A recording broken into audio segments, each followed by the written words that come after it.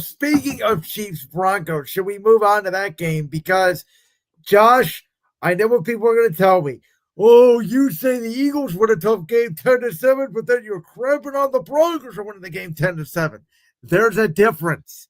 The Eagles were on the road against a good Packer team, no matter what you think about the Packers, in a 26-degree environment in Lambeau Field. The Broncos were hosting a helpless Raiders team at home. And they've done this every single week where they should have lost the Giants. They should have lost to the Jets, who beat the Browns with 50 freaking passing yards. Okay? The Broncos are not good.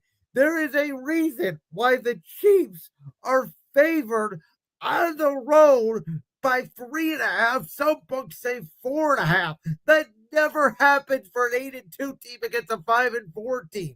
This is a Kansas City blowout coming off a bye, in my opinion, written all over it. I think this could be like 27-13 Kansas City. And before you go, one more thing. Very interesting this week on Friday. After the Thursday night game, you know that Sean Payton, before he took over the Denver job, he used to work at Fox. Well, he was at Fox. 2 employees there, Colin Cowherd, Chase Daniel, got very close to Sean Payton.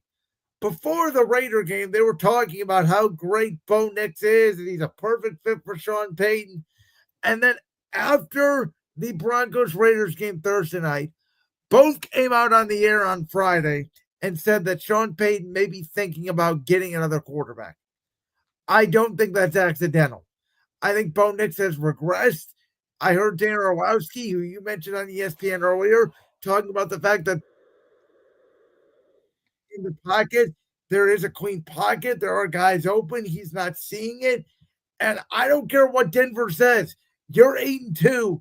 You're probably the worst 8-2 football team I've seen since maybe the 11-0 2020 Pittsburgh Steelers. It's funny you mentioned the 2020 Pittsburgh Steelers because I was going to bring them up as the perfect comparison. And it's ironic that I'm the one saying that because I predicted the Broncos to win the AFC West when we did the prediction special. And here's the funny thing.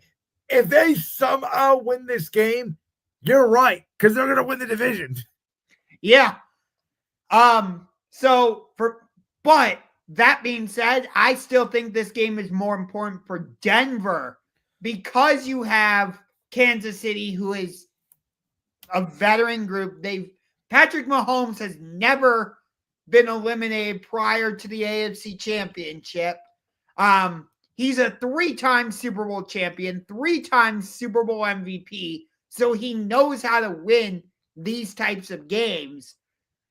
And on top of that, I don't think the Broncos are going to have Patrick Surtain because he's on IR, if I'm not mistaken. Yep, you're right.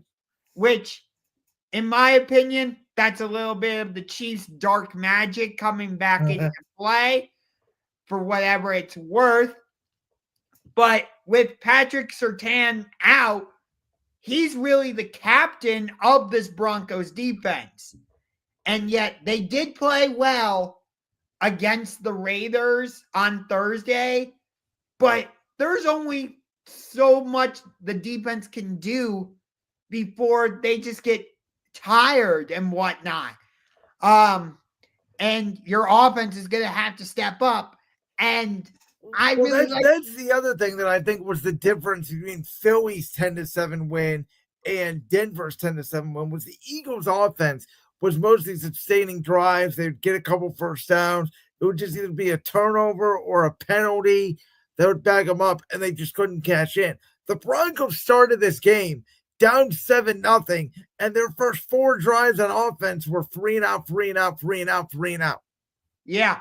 I was expecting more out of Cortland Sutton this season. And I really liked the kid they drafted at running back, I think 20th overall, if I'm not RJ Harvey. No, he was in the second round. It was Hampton who went in the first round for the Chargers. Okay. So here's the thing about Denver, though. It looks like to me, after Bo Nix struggles for about 3.5 quarters, Sean Payton just says, F it. get in the no huddle and go out there and let it loose. And it's like Bo Nix just calms down. He turns into a completely different quarterback. It's almost like he reverts back to what he was at Oregon.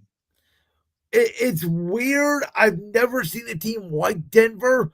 Now, they should have beat Kansas City last year in Kansas City, which is the other thing. We all remember the blocked kick at the end of the game where Denver had that game won. Yes. And Denver has to play at Kansas City later in the season. That's a Christmas night game. Yes, I think isn't that a Thursday night game? Yeah, it's technically the Thursday night game on Prime because Christmas is on a Thursday. Yes. But I think the Christmas games again are being aired on Netflix. That is correct. There's going to be 2 games on Netflix: Lions, Vikings, and then Cowboys, Commanders. Okay. And then Broncos, Chiefs will be airing on is the night game, 8:15, regular Amazon Prime game. Yes. Okay, gotcha. We'll see how they do compared to the NBA, but we'll get to. I mean, listen, I don't know. I think this game is equally important for both teams. It's obviously equally important for Kansas City if they want to win the division. But if Denver loses this game the way I think they could, Denver's going to be viewed as frauds. You know what's interesting though, and you briefly mentioned them because of their offensive line issues and the fact that they could get Justin Herbert killed.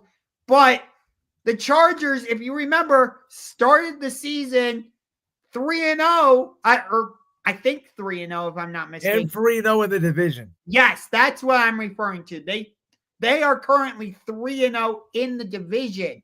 So if Kansas City wins this game, that opens the door for the Chargers to possibly win this division. Possibly. The funny thing is at 3-0, we all thought the Chargers were the favorites to win the division, and now they're clearly in third. Right. But I still think that if Kansas City wins this game, that reopens the door for the Chargers to win it. Maybe slightly. I don't know. The Joe Alt injury, the Rashawn Slater injury, long term. Maybe if they get Amari and Hampton back. The Chargers are like a week-to-week team. I don't know what to make of them. Yeah, that was a bizarre game against the Steelers. Who are you kidding? It was 5-3 until Ed McConkey broke the game open. Yeah, I was like, wait, is this Steelers Chargers or is this Pirates against the Angels? Because to me, the Rams are the equivalent of the Dodgers, and the Chargers are the equivalent of the Angels. That's interesting.